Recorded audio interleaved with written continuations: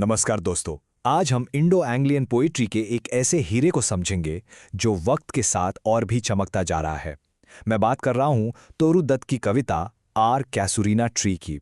और एक बात पहले ही साफ कर दूं, ये सिर्फ एक पेड़ के बारे में नहीं है। नहीं, ये कविता है यादों की, प्यार की और उस कोशिश की जो इंसान हमेशा करता है समय से जीतने की।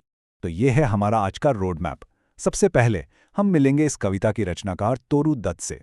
फिर हम स्टैंजा बाय स्टैंजा इस कविता की हर एक परत को खोलेंगे, उसकी खूबसूरत इमेजरी से लेकर उसके इमोशनल कोर तक। और हाँ, आखिर में देखेंगे कि हम इससे क्या सीख सकते हैं। तो चलिए शुरू करते हैं। इससे पहले कि हम कविता की गहराइयों में उतरें, ये जानना जरूरी है कि इसके पीछे कौन है। तो आइए मिलते हैं तोरू दत्त से। देखिए, तोरू दत्त की जिंदगी बहुत बहुत छोटी थी, सिर्फ 21 साल। जरा सोचिए, लेकिन इतने कम वक्त में भी उन्होंने इंडो एंग्लियन पोइट्री पर एक ऐसी छाप छोड़ी जो आज तक मिट नहीं पाई है। और ये कविता आवर कैसुरीना ट्री उनके जाने के बाद पब्लिश हुई। ये एक बेहद पर्सनल ऑटोबायोग्राफिकल लिरिक है। मतलब इसका हर शब्द, हर एहसास सीधे उनके दिल से, उनके अपने अनुभवों से निकला है। चलिए अब कविता में प्रवेश करते हैं।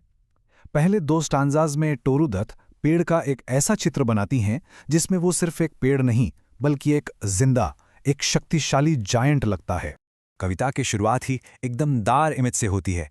एक बेल, उसको एक विशाल अजगर, एक पाइथन की तरह बताया गया है जो पेड़ के खुरदुरे निशानों से भरे तने से लिपटा हुआ है।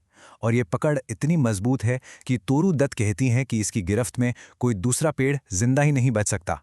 यहाँ शुरू से ही आपको ताकत और संघर्ष का एहसास होता है। अब देखिए, ये जो लाइक शब्द का इस्तेमाल हुआ है, इस लिटरेरी डिवाइस को हम सिमिली कहते हैं। यहाँ बेल की तुलना सीधे एक अजगर से की गई है। ऐसा करके दत्त ने उस बेल को सिर्फ एक पौधा नहीं रहने दिया, उन्होंने उसे एक जंगली, एक खतरनाक ताकत दे दी है। और इससे पेड़ की अपनी शक्ति और भी ज्यादा उभर कर सामने आती। लेकिन कैसुरीना का पेड़ कमजोर नहीं है, वो इस जंग में हारा हुआ नहीं लगता। दत्त कहती हैं कि ये जायंट, ये विशाल पेड़ उस अजगर जैसी बेल को गैलेंटली, यानी बड़े शान से एक स्कार्फ की तरह पहने हुए हैं। यहाँ पर सोनिफिकेशन का इस्तेमाल करके पेड़ को एक बहादुर, एक मजबूत कैरेक्टर बना दिया गया है। रात के वक्त इस पेड़ का रूप और भी रहस्यमयी हो जाता है। जब सारी दुनिया सो रही होती है, इस पेड़ से एक मीठा सा संगीत गूंजता है, एक ऐसा गीत जो कभी खत्म नहीं होता।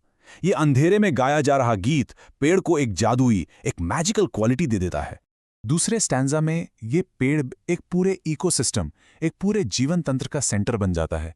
सुबह सुबह उसकी सबसे ऊंची डाली पर एक बबून एक मूर्ति की तरह बैठकर सूरज को उगते हुए देखता है। एक छोटी सी इमेज पेड़ की विशालता और उसके आसपास के जीवन के लिए उसके महत्व को बखूबी दिखाती। चलिए अब हम कविता के दिल तक पहुंचते हैं। तीसरा स्टैंजा इस राज को खोलता है कि आखिर ये पेड़ कवयित्री के लिए इतना खास, इतना अनमोल क्यों है। यहाँ तोरू दत्त बिल्कुल साफ कहती हैं कि ये पेड़ उनकी आत्मा के करीब इसलिए नहीं है कि वो बहुत सुंदर या विशाल हैं। नहीं, उसकी असली कीमत तो उन यादों में है जो उससे जुड़ी हैं। ये वो जगह है जिसके नीचे उन्होंने अपने भाई बहन के साथ खेलते हुए बचपन बिताया था। और ये स्वीट कंपेनियंस कौन थे? ये थे उनके प्यारे भाई बहन अब्जू और अरू, जिन दोनों को वो बहुत कम उम्र में खो चुकी थीं। यही इस कविता का इमोशनल सेंटर है दोस्तों।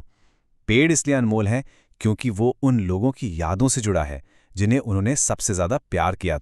अब कविता में एक उदासी आती है। कवयित्री को पेड़ से एक दीर्घ लाइक मम, यानी एक शोक गीत जैसी आवाज सुनाई देती है।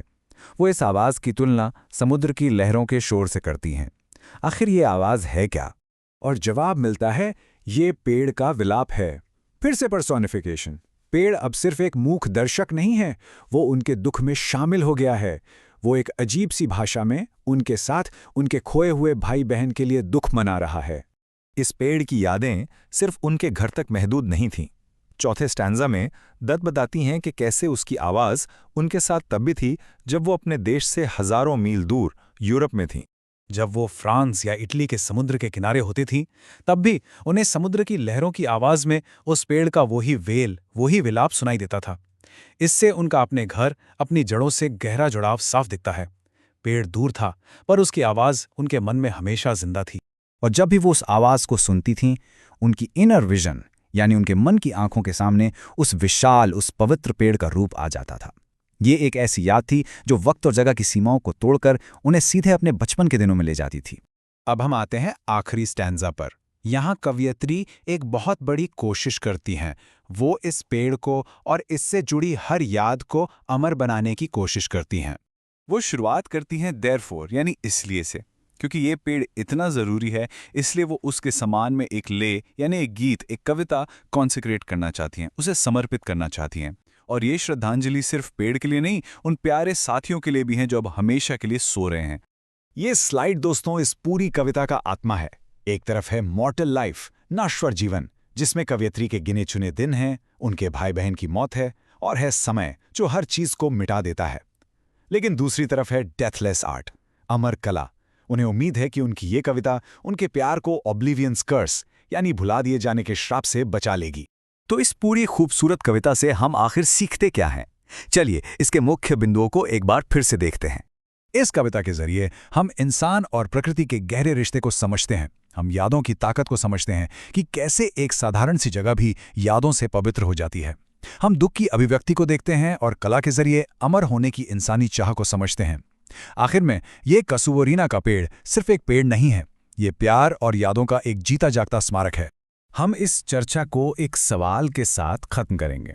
तोरू दत्त को विश्वास था कि उनकी ये कविता इस पेड़ को हमेशा के लिए जिंदा रखेगी। आज 140 से भी ज्यादा साल बाद हम और आप उनके शब्दों को पढ़ रहे हैं और उस पेड़ को अपने मन में महसूस कर रहे हैं। तो क्या आपको लगता है कि वो कामयाब हुई? इस पर जरूर सोचिए। ऐसे ही और गहरे एनालिसिस के लिए सब्सक्राइब करें। आपका बहुत बहुत धन्यवाद।